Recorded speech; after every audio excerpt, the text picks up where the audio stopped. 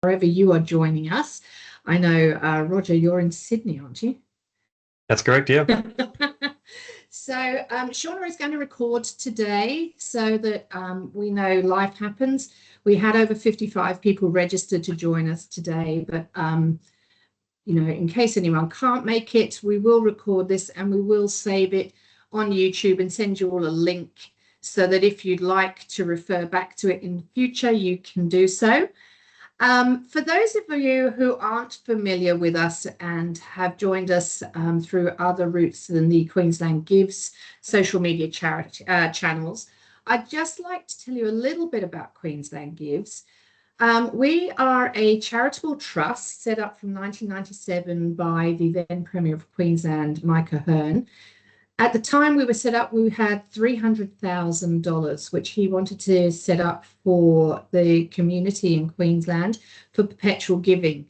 I'm delighted to say that now we are sitting on 144 million.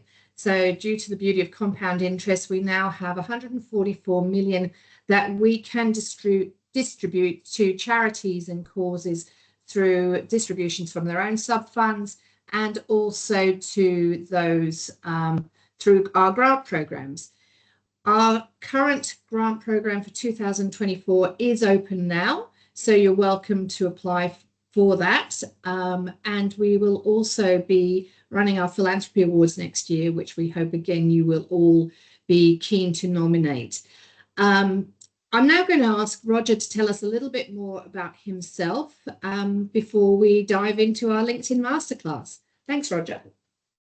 Thanks, Rebecca, and thanks everyone for making time today. You totally appreciate that life, particularly on a Monday lunchtime, can throw us a curveball so early in the week. So hopefully people can tune in as well and catch the recording. And look, the nature of today's conversation, I'm very keen to hear people's questions as we go through it, but I'm sure we won't have time to answer all of them today. So whether you're listening in on the recording or joining live today, please feel free to drop me a note on LinkedIn, and very happy to cover any questions you might have about your specific use. So in terms of the intro, Rebecca, thank you. I will do a very short introduction in a second. I suppose the way that I would introduce myself up front is, if you've Googled my name, you may have found a very interesting story about an interesting character who's based out of Hawaii, another Roger Christie, who runs the Hawaiian Cannabis Ministry, which is quite niche, but it's a hell of a story. And the reason I say that is what you'll hear from today, and I'll give you the proper Roger intro as opposed to the amusing one in a second. But the reason I share that is because this session and the role of LinkedIn is really all around our digital reputation and what others see when they Google our names. And what I'm keen to share with you today is really, I suppose, debunk some of the myths around LinkedIn and perhaps take away the veil of mystery that surrounds it. So take that away, but also to share some very practical insights around how you can take greater control of your narrative. So what I'll do, I'll just start sharing my screen. Hopefully this works, because you just never know, despite having done these many, many times over Teams. Hopefully that's come up on your screen now, but please let me know if not. And likewise, as we run through today's session, please do shout out if you've got any questions. I'm one of those people who firmly believes in a very interactive session, so don't feel you need to wait until the end, though I will make sure there's time for Q&A. If you hear something today, if you see something that jars with your own experience, if you'd like to challenge me, please, by all means, I'm all ears. Love to hear people's stories on this stuff. So as you can see from the title slide, it really is around unlocking potential. So LinkedIn is this tool that sits there and, for the vast majority of people, collects dust, or perhaps reflects a role, a position that we may have held 10 years ago, or certainly a profile photo that may have been 10 or 20 years old. But the reality is that these profiles are sitting there, and the goodness of them, the real value, and where we get, what I would call or couch as commercial opportunities, things that progress our professional interests, they sit there dormant. And so the purpose of today's masterclass is to take you through what those real opportunities are, and particularly 3 areas where I'd love you to focus your efforts and energy to make sure that any second, literally any second that you're spending on the platform, is time well spent. So I said I'd do a quick intro. This is me, obviously wearing a suit and tie in a more, well, not a tie, but a suit in a more formal setting. I tend to run these sessions face to face and do a lot of corporate training, large organizations, large corporates, large government agencies as well, really trying to help organizations understand how to use LinkedIn as a business tool. I've had the privilege of chatting with Tara Castle quite a bit. I know she's not here today, but quite a bit over the past 12 months, which has been thoroughly enjoyable. And really, what I'm here to do today is to share some of those insights and learnings with you so that hopefully when you go back into your role and remit, whatever it is that you're focused on, you'll have some tricks and tools that you can use to get more bang for your buck from LinkedIn. So a range of clients that we've worked with over the years, there is no, as I like to say, when people say, well, where do you specialize? Everyone who has a professional audience has a LinkedIn use case. So you'll see a real mix of clients and organizations here. And the reality is there will be a use case for you. The question is, how can you get the most out of the channel? But less about that and more about what we're going to cover today. So it really is broken into three parts. I want to start by debunking some of those myths, as I said right at the top. Then I'm going to talk to you about three key principles that I believe will transform the way you look at LinkedIn, followed by three practical exercises that are very much linked to those principles so that you're hearing the new message, and then ideally you're given things that will straight away improve the results that you get from LinkedIn. And then, as I said, we'll finish with some Q&A at the end. I know we're scheduled to go 15 minutes past the hour today. Hopefully we can tie everything up by then. But if not, as I said, drop me a note on LinkedIn and I can answer your questions after. Okay, so let's start with how the system really works. So this is really all around the algorithm and what is actually happening behind the scenes at LinkedIn. There's plenty that I could go through. So I'm going to try and give you more of a whistle-stop tour than an in-depth analysis, just so we can cover as much ground as possible. But if one of these jars with you, or you'd like to share your own experience, as I said, please do call out or drop a note in the chat. So you may have heard this, and certainly one of the common criticisms that's leveled at LinkedIn is it's a place for people who are self-interested narcissists. So to win on LinkedIn, it needs to be all about me. And I just want to nip that in the bud straight away, because the reality is that focusing on others on LinkedIn, and I'll come back to this 9-to-1 ratio later on in the session as one of those key principles, but focusing on others is the secret to LinkedIn success. Yes, people who are, for whatever reason, very comfortable and willing to share their own story again and again and again and tell the world what they think. There is a truth that those people are visible in the feed. And the reason they're visible is because LinkedIn doesn't look at your content and engagement objectively. It doesn't look at it subjectively. It looks at it objectively. It just sees your attention. So if we're looking at a train wreck, or we're looking at something that really fills our heart with goodness, it's the same level of attention as far as LinkedIn's concerned. So the reason we see some of these examples very prominently in our feed is simply because we might be looking at our screen with a confused raised eyebrow or something like that. The reality is, if you focus on other people, if you comment on others' posts, if you engage with them and their content, you're actually going to get a lot more value from LinkedIn. And I'll explain why in a moment, but I just want to sow that seed with you now. It's not about posting. It's actually about engagement. Another common misperception around LinkedIn is that the company page, the brand page, if you will, is the hero asset. It's the thing that generates so many opportunities today. There's a really important commercial truth around LinkedIn, and it's that company pages, organic content from company pages, make up less than 2% of our LinkedIn feeds today. So what that means is you're getting a very, very, very small slice of the pie through your company page. And you may well have noticed this if you're running your own company page and your own personal profile at the same time. You'll notice that anything you post through your company page is often met with, much less interest and engagement than your own personal posts, even if you have a larger network in your company page. We certainly had a client, I remember there's one example that stands out, who had over 150,000 followers on their company page for LinkedIn. And there was one individual who had around 350 LinkedIn connections. And I can tell you that one individual posted or shared the same piece of content as the company page and got more engagement on his post. The rule is simply that individuals get far more cut through than company pages on LinkedIn. It's individual first, institution second. And we'll talk again about how you might be able to unlock that as we go through. Reposting corporate news, reposting corporate announcements, reposting major initiatives and events. Is this a good practice? It's certainly an easy and a fast one. And I know there are lots of organizations, public and private and NGO sector, lots of organizations have social media policies that encourage people to repost the company page. Unfortunately, it's a strategy that limits reach and visibility. So rather than taking a quality versus quantity approach, rather than people sharing and talking about things that they're really passionate about, that they really care about, we try this blanket approach where we post about on-brand messages and accurate official messages. Then we get people to repost them. And all we're doing is limiting reach and impressions. And we've done our own research with clients and found that original content that's posted from a person with their own words, in their own language, in their own tone of voice, that sort of thing, with their own image even, not with the nicely polished marketing image. When people do that, it can generate up to 250 times greater reach, which is a number that is well worth considering and shaping your efforts in this context. So if we can't repost, and we've got to create our own original content, and we can't just repost the company page, can we outsource our content creation to generative AI?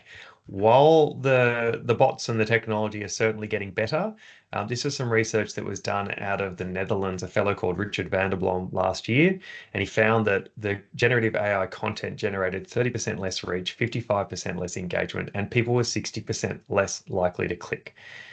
And the simple truth for that, the reason why this happens, is the same reason why individuals on LinkedIn enjoy far greater success than institutions. Because LinkedIn is a relationships platform. Your network is made up of people who know you and very likely know your voice, know your mannerisms, know the things that you're interested in and passionate about. So when you strip all those things out and outsource it to a bot, it's absolutely more efficient, but unfortunately it's far less effective. So my encouragement to all of you, use generative AI for content creation and content ideation, but certainly don't use it to outsource every LinkedIn function to you. Just won't get the results you're after.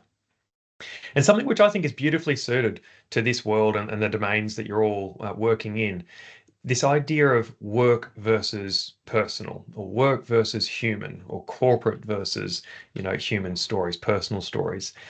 There's a perception that LinkedIn as a work platform, a professional network, should therefore only be filled with work stories.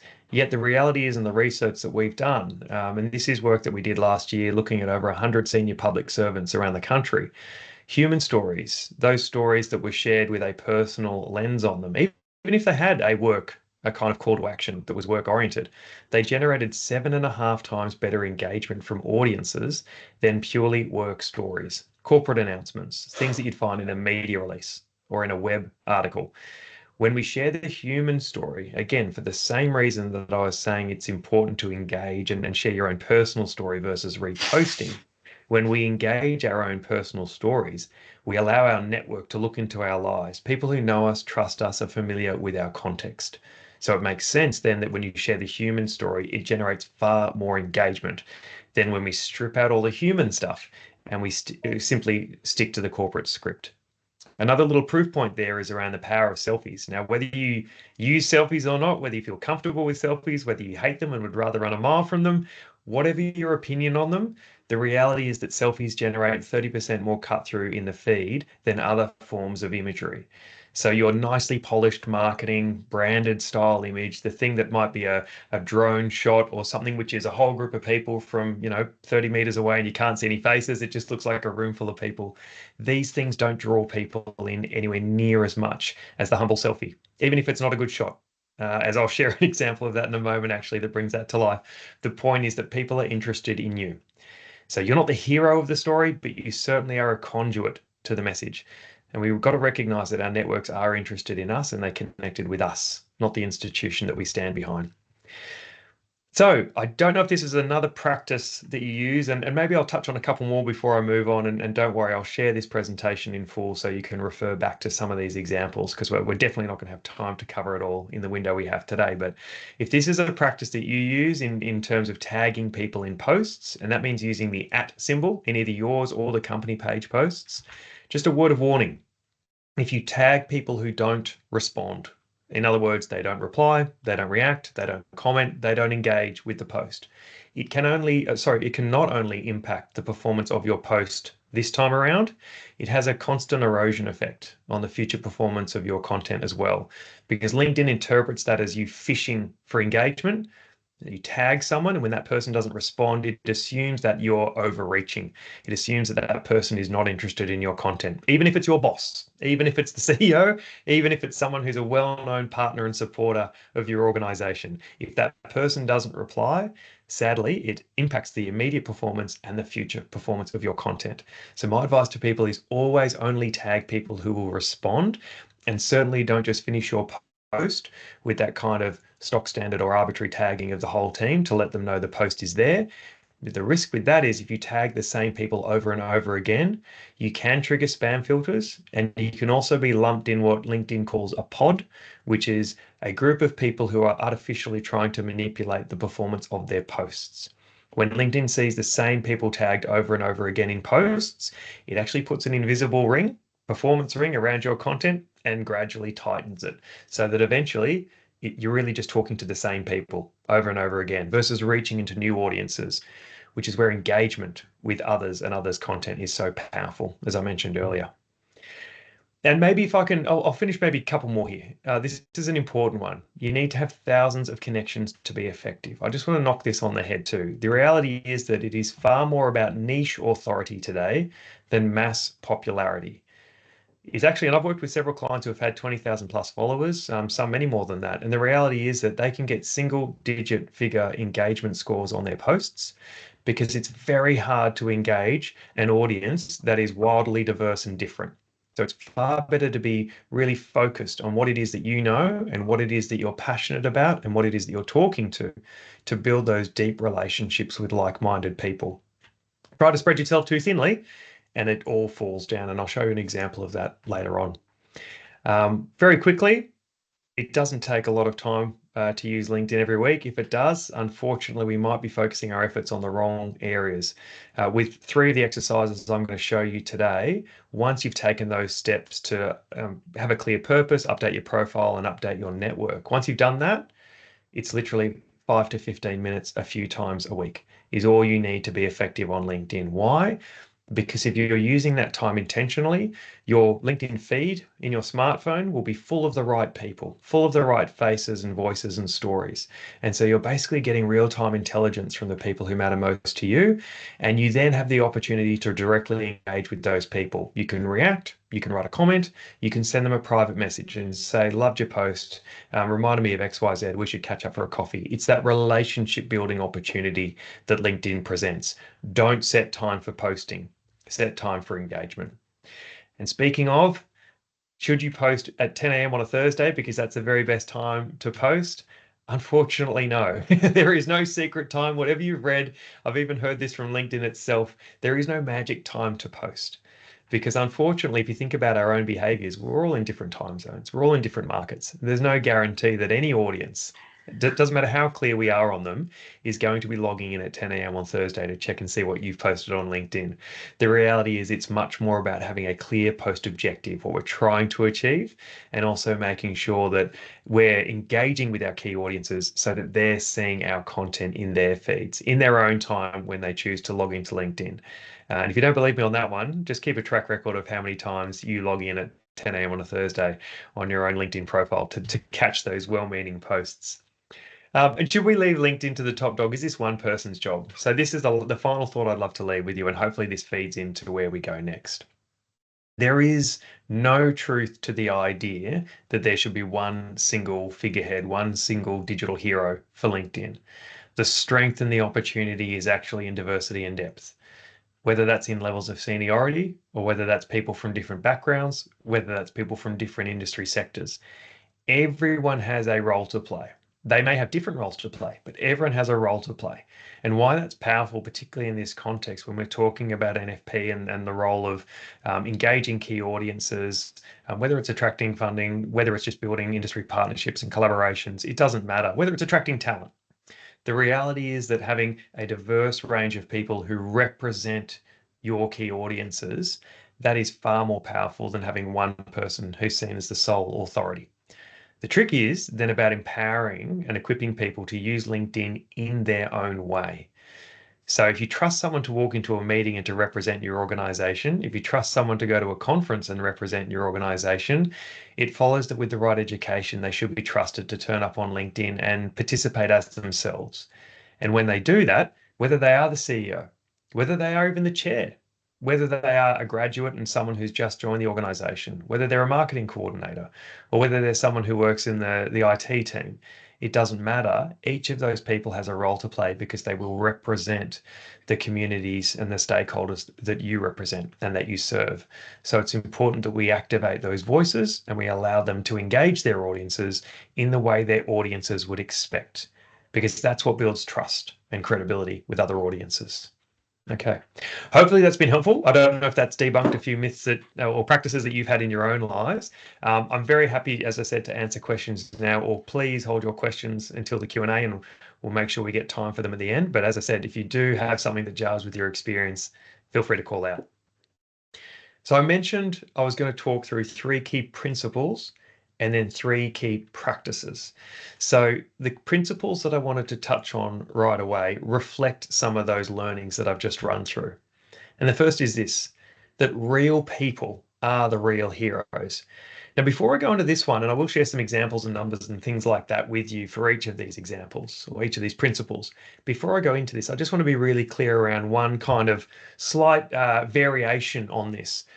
Sometimes when I go and talk to organizations about this principle, they can interpret it as, if we can find the stories from our organization, we can then own them as the company page, the brand asset, and put them out through the company page and the brand asset. So it's real people and real stories, but it's told by the brand. It's told by the institution rather than the individual.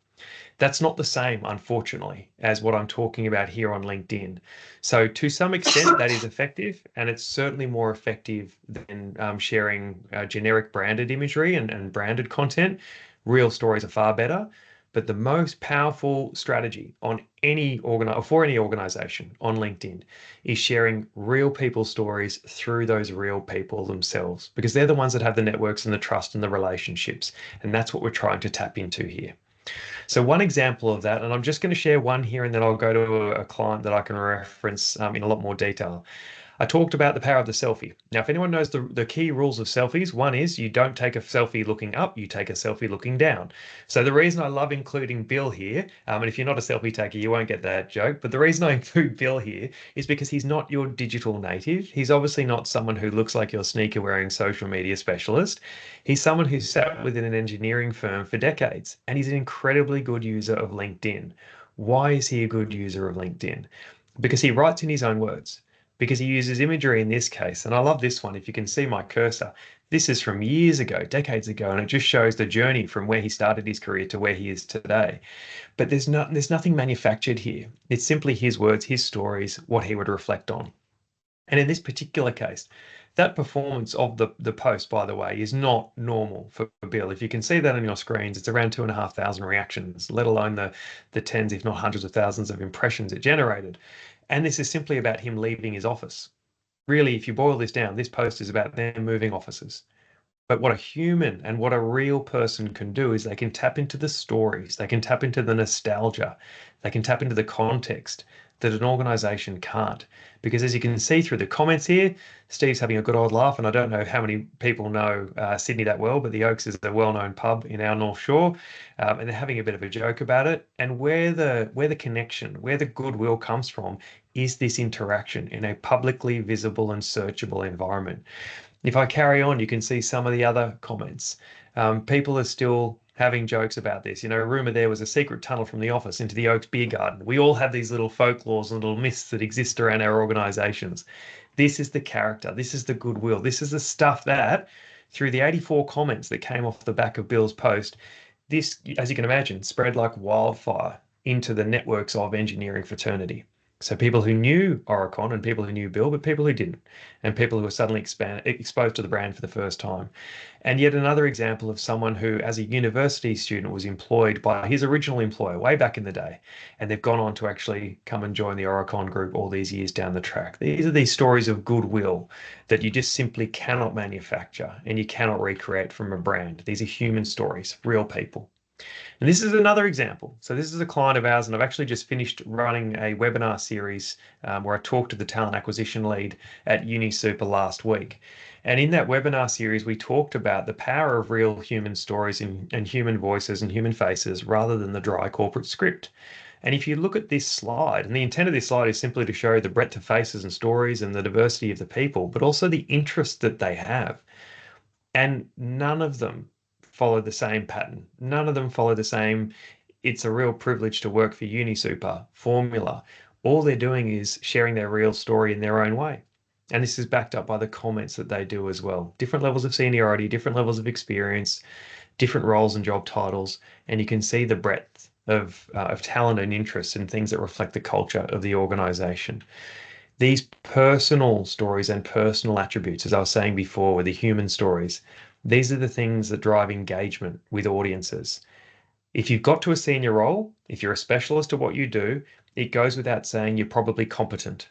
So LinkedIn is full of competence stories. Instead, it needs to be filled with more warmth, more about the humans, more about how they got to where they are, more about what makes them tick. And as I said, I think this sector more than any other is beautifully placed to capitalize on that. And if you're a numbers person, you're thinking, great, Rog, the faces look fabulous, but what's the whole point? Why would I bother doing this? In the case of that particular program, if we took the best ambassadors, and I was talking about this the other day, and you were to multiply that by 100 people, even fewer than 100 people in a large organization, that would generate the equivalent of $1 million worth of earned media value for LinkedIn, i.e., if I was to spend $1 million to get the same level of impressions and visibility in the feed. One person increased their impressions by 7,000%, and the organization as a whole attracted 25% more candidates through LinkedIn, and candidates that were of high quality and who filled their candidate pools ready for reference future. So there's real tangible benefits to doing this stuff rather than just saying the faces look good and they're great stories to share. The second key principle I want to share with you, and I've touched on this already, is this idea of engagement. Engagement beats posting. LinkedIn is about relationships, not about broadcasting. We did some research last year, as I mentioned, looking at those 100 plus senior public servants, our digital reputation report. And in that, one of the key findings was our data showed that if you took the 10 leaders with the highest comment to post ratios, i.e., those leaders who spent more time commenting on others' content rather than posting their own content, 4 featured in the top 5 for those who generated the most public engagements. So what this means, if I really boil it down, the more you give, the more you get. So if we go into LinkedIn with that broadcast mindset, if we go in saying, what can I tell the world today? We're actually going to lose. We're going to get less traction and less engagement from audiences. Whereas if I go into LinkedIn with the mindset of, how can I support my key audiences? What can I learn from the most important people to me? How can I build them up and elevate them in my network? If we go in with that attitude, we invariably gain from people who are, through our own example and the way we role model behaviors on LinkedIn, they are now more inherently interested in what we're saying and elevating what we're doing to their networks. And that engagement is powerful because that's what gives you exposure to new people. So the numbers are there. What's also interesting is looking at some leadership examples. And this is, again, I love picking the random ones because I just think some are so expected. Whereas this one, this is a lady who was the former vice president of Novartis. She was the chief commercial officer based out of Switzerland. She was ranked CEO of the year a couple of years ago. A very capable and esteemed professional is basically what I'm saying there. She has over 60,000 followers on LinkedIn. Her name is Marie-France Chudien. Why is Marie-France interesting? Because despite all those credentials and that mass following, she spends a lot more time commenting on LinkedIn than she does posting. Despite the fact that I'm sure she has heaps of intel to share, that she's a very smart person, that she knows what she's doing, she spends more time commenting than she does posting. And if you look, and I've just included some of the examples of the comments here, if you look at some of her comments, what are they laced with? They're laced with context. They're laced with a knowledge of the person sitting on the other side of the screen. So in this case, a former colleague that she worked with at Novartis. We can include other comments here about people that she's worked with. And again, this is not a cookie cutter approach. This is not a corporate cheerleading. Congratulations, Agnes. It's much more than that. What defines you is not your past, but the values you choose to take and how you live with them in the present. These are clearly words that she uses and things that people know her for. And so what happens when Marie-France actually does leave Novartis at the middle of last year? What happens? You see this outpouring of goodwill. So when she does do that post, in amongst all her engagement, the very people who she's been engaging with see her post and are more likely to engage with it and be receptive to it. So you see this outpouring of goodwill. It looks like messages like this. And I don't know if you've had these sorts of words written about you before, but I certainly would love to have someone say that about me in a public searchable forum, from a senior credentialed chief medical officer in this case, talking about what a wonderful person you are and what a joy you were to work with. And this is the sort of stuff that when it's shared by third-party credible audiences, it just opens the doorway to future opportunities. Now take the principles and apply them in your context. That's the important thing here. Not that we're all trying to be the chief commercial officer of Novartis and CEO of the year. Maybe that is your aspiration. But the point here is that if we engage with our audiences, if we give them time, we will gain from them in return. And there's a simple formula to that, and that is 9-to-1. I mentioned this earlier in the myth busting. Consistently, time and time again, if I look at figures who I consider to be very effective on LinkedIn, this number comes back. They are spending 9 times as much time engaging with their key audiences as they are posting themselves. 9-to-1. So if you're someone who finds it really hard, or in your teams, you find it hard to make time for posting, what this number says is don't.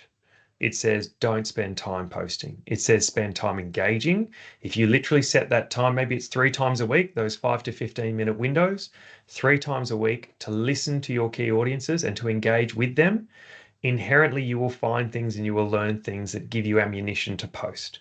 So spend time listening and engaging, and you will find that you naturally have the information you need to post, and to post efficiently and relevantly on topics that matter to your key audiences. Okay, and that's where this final principle comes in. So hopefully the kind of undercurrent, the undertones of what I've been saying is clear. But if not, the idea of an audience first, a relationship oriented approach to LinkedIn is really, really important. I talk about your VIPs, your very important people on LinkedIn. Why are your VIPs important? Well, let me play this to you, and you tell me if, and obviously this is one of those rhetorical questions because it's a bit hard through a screen with the number of people we have today. But would you be happy, and would you go back to your organization with a business case even that said, I'm going to aspire to achieve less than 0.5% engagement rate on our content? Would you be happy with that as an engagement score? I'm guessing the answer is no. I certainly wouldn't. And if that was a result, you'd probably be hiding the reports from your seniors to justify future use of LinkedIn. But you might know this guy. He's a fellow called Simon Sinek. He's fairly well known. He's got around 8 million plus followers on LinkedIn, and this is his average engagement rate on organic posts. Why is this important? Why does this matter to us? And what learnings can we take from how we use LinkedIn ourselves? Well, I'm going to guess you don't have 8 million followers. And if you do, congratulations. Although it is a real challenge, as Simon knows, how do you engage 8 million different people? You can't. You cannot possibly consume the amount of information on the things that they care about and that they're sharing in their feeds. You can't possibly consume that and use that to inform your own responses back. You can't.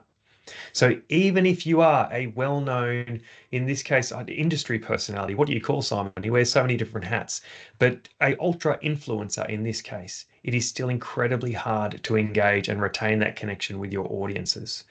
So instead, I encourage people to focus on their VIPs. So what your VIPs are, if I scroll through my feed, and I'm just picking on Victor here as an example, if I scroll through my feed, as I log into my phone or as I log into my desktop version of LinkedIn, if I see a post from someone who I consider to be a very important person for me on LinkedIn, I want to take a couple of actions that's going to heavily influence what I see and what they see in their feed. And the first one might be less obvious than you think. This little option here called More sits at the top of every post that goes longer than 3 lines. If you click that button, you've instantly told LinkedIn that you are interested in the content and that you're willing to invest your time to read, in this case, what Victor has to say. It's a powerful signal to send to the algorithm. So if you click more, what will happen is you're more likely to see Victor's content in the future. It's a positive signal that you've sent. The more time you spend dwelling on this post and looking at the material, maybe flicking through the photos if there's multiple photos, the more you're telling LinkedIn this person is important to you. If I then come down and I react to the post. So you can see the reactions down under the post here.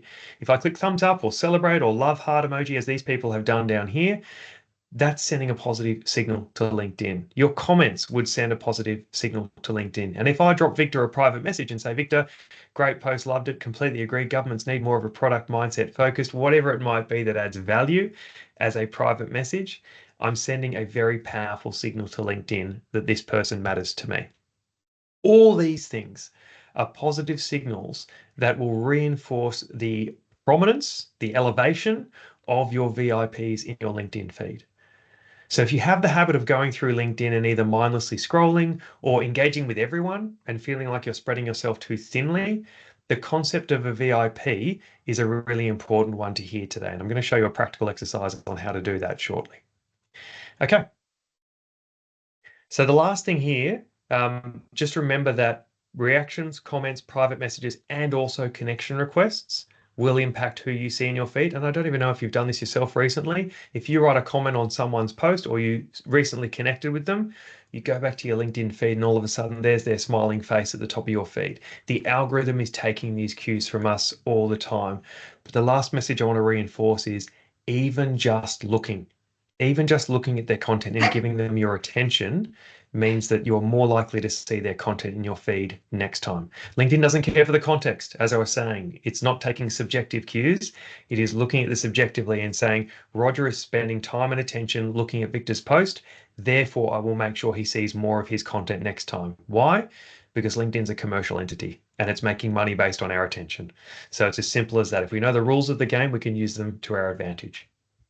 Okay, so they're the three principles. Again, if you've got any questions, by all means, call out. Otherwise, we're going to move into three practical exercises. Now, I appreciate, obviously, the setting of today's session means that it's not the most interactive of workshopping environments, but what I thought might be helpful is to run through them with you, and that I've included some QR codes. So as we send this report back to you or this presentation back to you, you're welcome to scan the codes and access what are essentially free resources you can use to put these ideas into practice in your own world. Rebecca, you've got a hand up there. Oh, you're on mute though, sorry. There we go. Oh, can you hear me next? I'm just wondering for those of us who post on behalf of the organization, does the commenting as the brand page, is that as useful, or should I be doing more of that, less of that, or it doesn't matter and it's all really about the individual? Yeah, so there's two ways to answer that question. You kind of alluded to it in your answer. The first is you will enjoy 30 times, as a minimum, 30 times better results by working through an individual approach versus an institutional approach.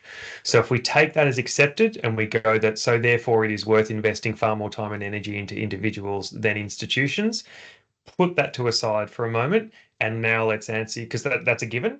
And now focus on the question of, so if we are still using a company page to drive engagement and connection with audiences, how should we best do that? Acknowledging that individual is better. In the context of company pages, and if you are representing the brand, you'll probably have found this. And if anyone else is in the same boat, you'll probably have found this. It's really hard to reply to people as a brand if you have a personal relationship with them. You feel somewhat hamstrung. It becomes a little bit awkward, or you don't know how to favor certain people who, when you're representing the brand, you do know them really well, but then other people also reply and you don't know them well at all. So how do you maintain the same tone? All these sorts of questions come up. And that's the challenge. It's a person-to-person environment where we have the relationship with other people. So what I'd encourage you to do, if you can do it, if you have people who are comfortable jumping on company page posts and almost serving as ambassadors, almost as representatives of the organization, if there's engagement that comes through from people, it might be the CEO, it might be the senior figure, it might be someone who just feels comfortable, stakeholder engagement roles, then jumping on and replying to those people is a great way to nurture engagement. But the reason I'm suggesting you do that is not to try and inflate the impressions of the post. It will always hit a cap, because organic LinkedIn company page posts only access a tiny smidge of the feed. Why I'm encouraging you to do that, it gives you a pathway to then start building a personal relationship with that person. They can only follow the company page. They really can't form a relationship with it. So instead, what I'd encourage you to do is to try and build those interpersonal relationships where it's right and relevant. And that's why we want diversity and depth, because if they're reaching out with a query that's related to another person in the team, well, that person should ideally be the one that they connect with. So try and get your team active on those posts, and hopefully that one, reduces the awkwardness and the discomfort of replying to people in a brand tone of voice, and two, builds a stronger relationship. The other thing I'd say too, and it was the UniSuper example we mentioned earlier, we were running through earlier with those wonderfully diverse faces on the screen. I know in talking to Luke there on Friday last week, what he was saying was that they found that having people more active out there in the marketplace drove a lot of interest and attention to the UniSuper company page. So if we think about the workflow, it should never be company page first, even though we default to kind of the official voice and the official brand for this stuff. The company page should actually come last. So your people should be out there building relationships and conversations and whatnot with the market. And then through your people, you're attracting people back to the company page, which almost becomes a bit of a validation channel for them. They can see all the other wonderful things you're doing and say, yep, this is the sort of place that I'd like to be connected with, part of, supporting, whatever it might be. Okay. Any other questions on that before we move on? Excellent. Okay. So the practical exercises, 3 that I said we'd go through today, linked very much to what we've just talked about. And they start with purpose. And the reason purpose is so important, what you see on your screen now is our 5 drivers of digital reputation framework. So these are all essentially levers that you can pull at a different time on LinkedIn to generate a different outcome with audiences. You'll be very familiar with things like a profile. Of course, that's a reputation driver. What people see, how they see me, how they then interpret me from what I put up about myself on a LinkedIn profile. It's a no-brainer. The same follows with these other drivers. I want you to think about profile in a different way, though. How do you know what to include on your profile that is your shop front to the world if you aren't clear on why you're using LinkedIn? How do you know what to include on your profile if you don't know the key audiences you're trying to reach and engage through LinkedIn?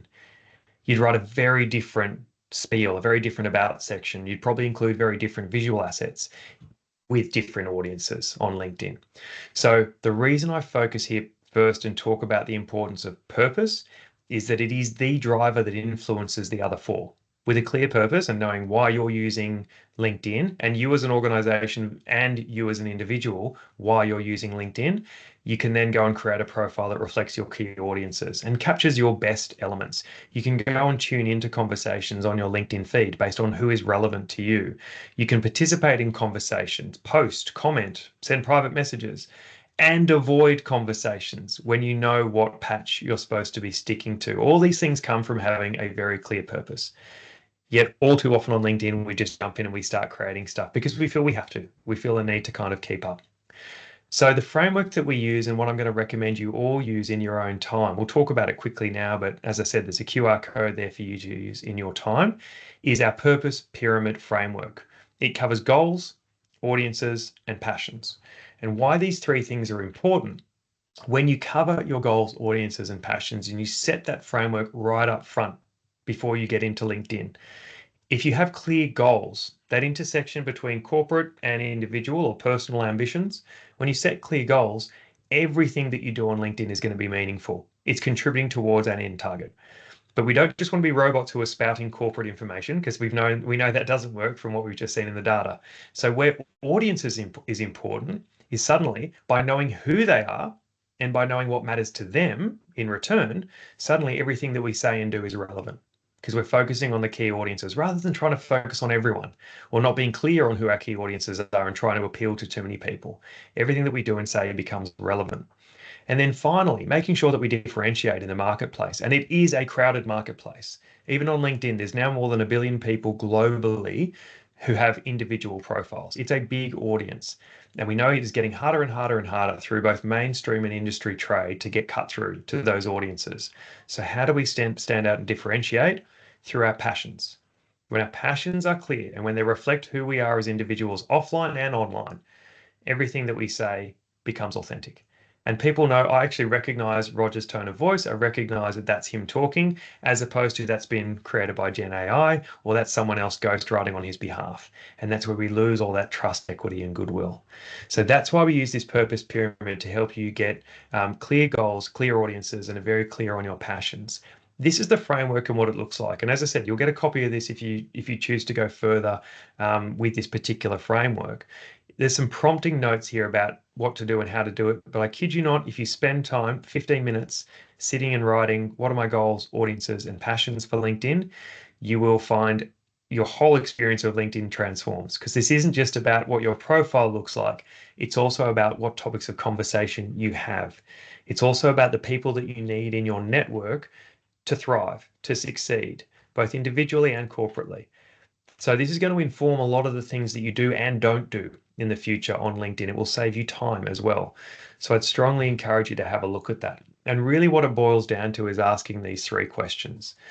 So what are your goals or priorities? What are you working towards? What are your most, or who are your most important audiences?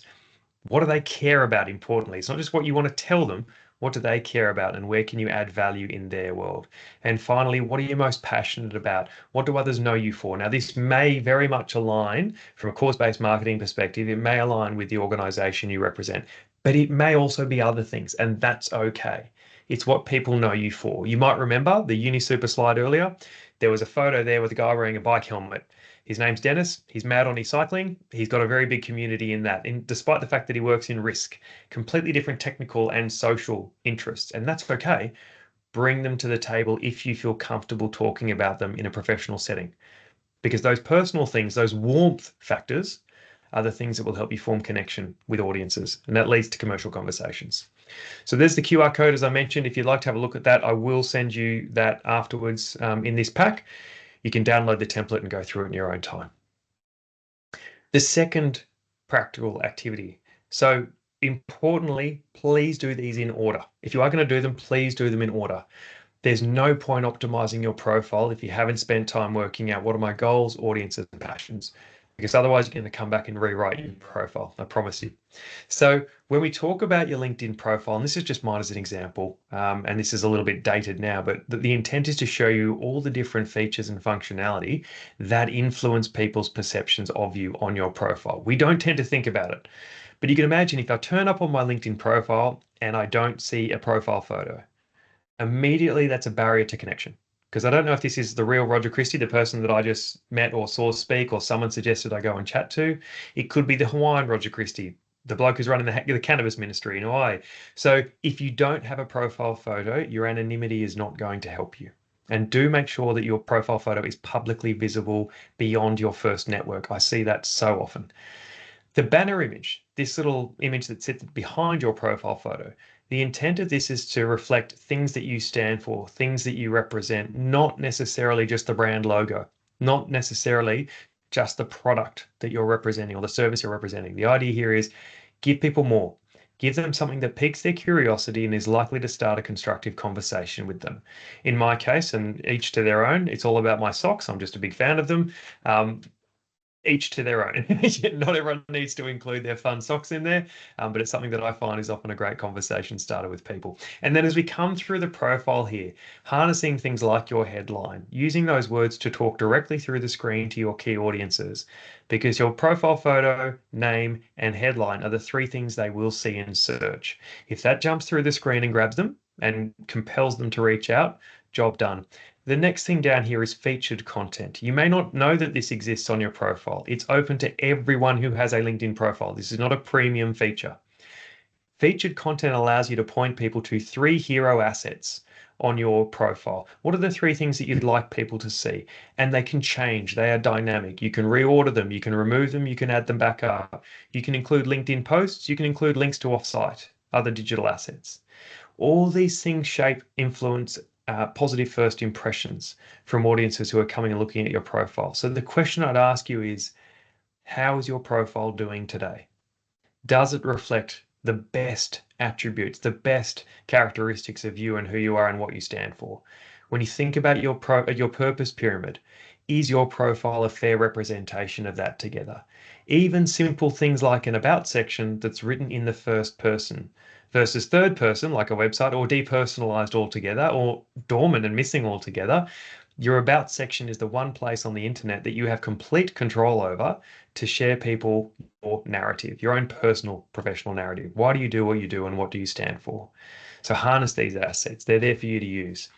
We have a process that we run through, and hopefully this just highlights the breadth of different little elements on your profile that you can use to influence positive first impressions.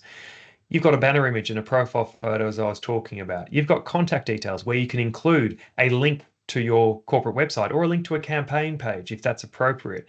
You've got your own network, so the number of people that are in your network and ideally mutual connections that people look at as a marker of credibility. Oh, you're connected to such and such. Okay, cool. That gives me confidence that you are a trustworthy person.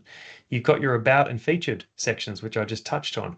You've got your experience. Where do you work and what do you do? Make it clear to people so that they can understand your value proposition to them. You've got a number of advanced features, things like a custom URL, things like you can actually list projects like case studies or publications, which may be where you've been quoted in media or one of your colleagues has. These are the things you can include to add credibility to your profile. One that's commonly underutilized is skills. I recommend that all my clients include at least 50 skills, and you might think 50, that's ridiculous. The reason we include 50 is because skills are essentially SEO for LinkedIn. So if you don't have skills listed on your profile and someone is looking for someone with your skills, they're not going to find you. They'll only find you if they know your name. So use skills to essentially bump yourself up the list. So if someone's looking for a partner in that sort of space or looking for someone who focuses on a certain area, they will find you. Include those skills.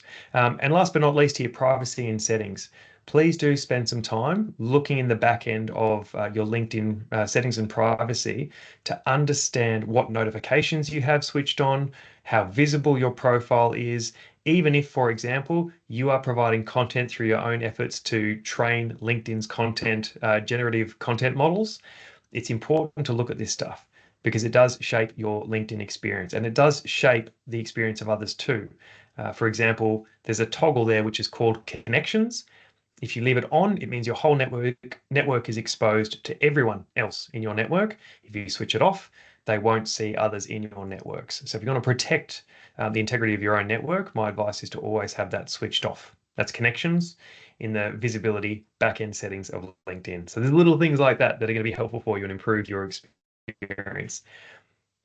The question that I started with is the question that I'd finish with. Does your profile reflect who you are and what you stand for in your own voice, and ideally in that first person voice?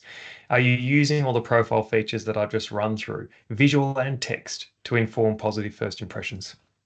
And does your profile, the question I get asked all the time, what do I write? What do I include in my profile? Rather than thinking about ourselves and how we would write it, put yourself in the shoes of your target audience. If you've done your purpose pyramid, you'll know who your target audiences are, and you come to your profile and you say, what do they need to hear? And if you're clear on that, you're clear on how basically you can add value in their world, write it, speak in your own voice, and write it directly to that audience and encourage them to take an action. Again, there's a little resource there if you'd like to use it. Now, the third and final practical tip is to optimize your network. So this links very much back to our VIP conversation. If you go into the back-end settings of LinkedIn, I mentioned that before, settings and privacy, you'll see a little left-hand menu that looks like this. Data privacy provides you with an option to get a copy of your data, provides you with an option to export a list, a CSV file, an Excel spreadsheet of your connections, your whole list of connections.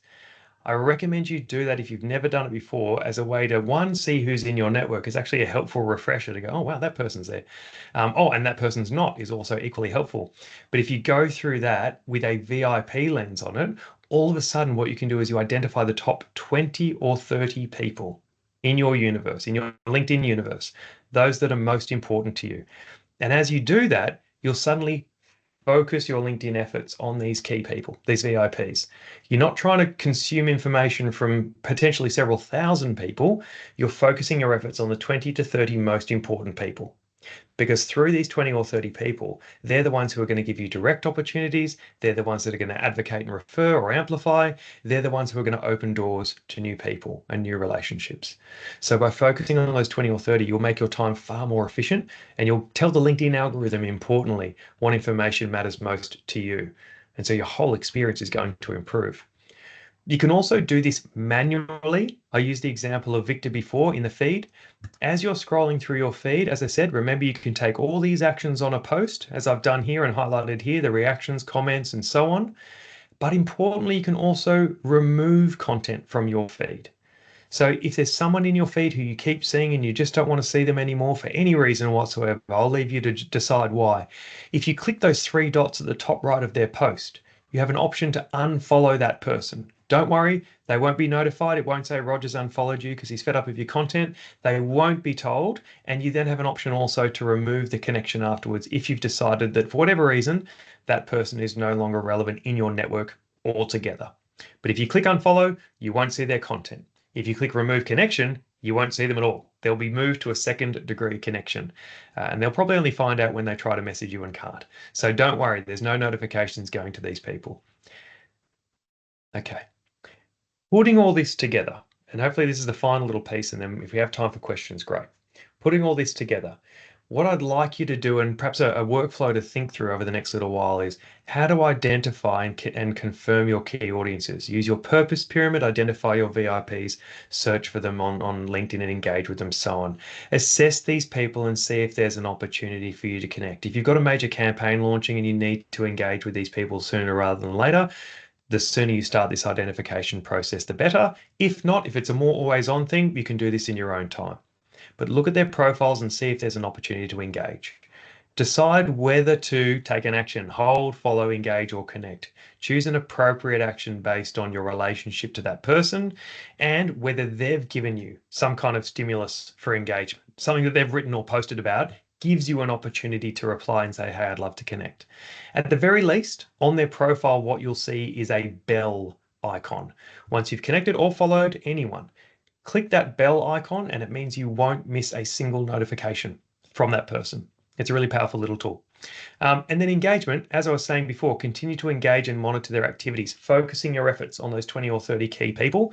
Look for opportunities to engage and to extend or to convert that relationship, which is where you can use private messages, where you can try and take things offline, if you will, using LinkedIn as an intelligence source, an opportunity source, and then convert those relationships offline. Hopefully that's helpful, but 3 final questions here. Do you know who those most important people are, your VIPs? And are you intentional with your scrolling, listening, and engagement around those people? And are you using the full functionality to both elevate and also to demote or hide people based on their importance to you? Because otherwise LinkedIn is going to be an incredibly noisy experience for you. And I'd rather you get more value from the time and effort that you're putting into it. So there's the final resource that I'm encouraging you to have a look at. 3 final resources. We've got some fabulous podcast stories. If you'd like to hear what other leaders are doing in this space and outside it, if you'd like to hear what they're doing, click on that and, use the QR code and you can go and tune into other stories. We also run a newsletter, which is helpful if you want practical advice on real examples and some of the tidbits that I share. And also something that we've just launched. Well, we launched LinkedIn for Leaders a little while ago. We've just launched a LinkedIn Accelerator program, which is designed for teams. There's 2 options there. If you want to learn more and do more online training, something that can scale for your team at a much more cost-effective price point, contact me because we do run a 50% off discount for NFPs. So more than happy to support you and the team if that's something that applies to you. But otherwise, happy to answer any questions in whatever time we have left, Rebecca, because I appreciate there's a lot to cover. Roger. There are a couple of questions I've noticed in the chat. Certainly, Anthony's asked, what are your thoughts on accepting connection requests from complete random strangers every part of the globe? And another one is Jennifer's asked, any thoughts on premium subscriptions, individual or org, are they worth it?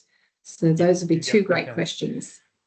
So let's, the premium one's hopefully a fairly straightforward one, and then I'll come back to the random connection request because that one's a little bit more nuanced. So with premium, it's one of those things where, yes, there is value. Does everyone need it? No. Do I recommend diving straight into it? No. So the use cases that most commonly support the use of a premium license, if I'm doing some heavy prospecting, if I'm doing some heavy sales-oriented research, that kind of work, premium is great. And the specific tool that I would recommend is LinkedIn Sales Navigator is great because it's essentially a database for LinkedIn. So it becomes your Google, it becomes your Rolodex style Google tool for LinkedIn. I can search for anyone anywhere across the entire 1 billion users on LinkedIn. So it's going to give me, it's going to fast track my research and going to show me which people are most relevant to me based on any outreach that I want to do. So in that use case, that just for, I suppose if it helps, that's around about $1,000 as Aussie dollars to use that tool for a year. So that gives you an idea of the investment. But if that's going to save you hours of time finding those people and connecting with those people, for me, that's time well spent. I know also, and you might want to talk directly with LinkedIn on this, but they do occasionally offer some trials for, or some free licenses for LinkedIn Sales Navigator and premium products. So it's worth having a look at. But in short, unless there's a use case for it, my advice is you can get a lot of value from organic LinkedIn rather than having to spend on the premium products. In terms of connecting with randoms and the impact of that, it's a great question. And hopefully, as we've gone through this session, the answer is almost emerging as to whether that's a good idea or not. The more people you have in your network that are completely random, the harder it is to maintain a connection and engagement with those people. What's the byproduct of that?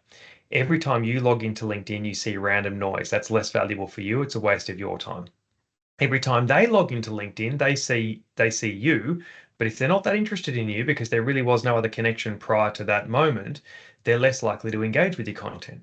So you're seeing more rubbish and more noise, and they're less likely to engage with your content, which has what effect? It has a flow on and accumulating effect of reducing the performance of your content over time. So if you think about every room that you walk into, if it's full of familiar faces and people who know you and know what you stand for and know your value proposition, they're more likely to engage with what you have to say. If you walk into a room where everyone is different and they have no idea who you are, some might like it, some might hate it, some might completely be disinterested. If your room is full of random people, that network of random people, it's very hard to keep them engaged. And that's actually going to impact the performance of your content going forward. So my strong advice to people is always check. Ask someone why they're connecting with you is my advice. And there's nothing wrong with that. I personally don't find it very weird. I think it just makes perfect sense and kind of commercial sense. Why reach out basically? What was the reason for connecting with me? Because if there was a reason, great. I don't want to turn someone away. But at the same time, if there is no reason, they're very welcome to follow you rather than connect with you. And that doesn't impact the network effect of your own LinkedIn profile. Hopefully that answers your question. Thanks, Roger. Debbie has asked, is it worth verifying to get the green tick? Great question, Debbie. Yes, it is. So up until maybe a month ago, I would have said that it was important because if we look at the value proposition of LinkedIn as a platform, it's really important because its point of differentiation against, to say, a platform like X is its transparency and is its credibility and its trust. Whereas if we look at a platform like X, which has a whole lot more anonymity and risk associated with it, therefore having verification makes sense. It makes sense that I'm talking to a trusted real human being, and so therefore verification is worth doing. LinkedIn's actually just released data on this too, Debbie, which actually validates in terms of the number of connection requests, the engagement with content for people who are verified is considerably, and I'm talking 10 times multipliers, people who don't have that verification tick. So it's almost like the social science and the thinking behind it has now been validated by data. LinkedIn is a more trusted platform than most social media channels, therefore be verified. Now the data is telling us that human behavior is also responding to that fact.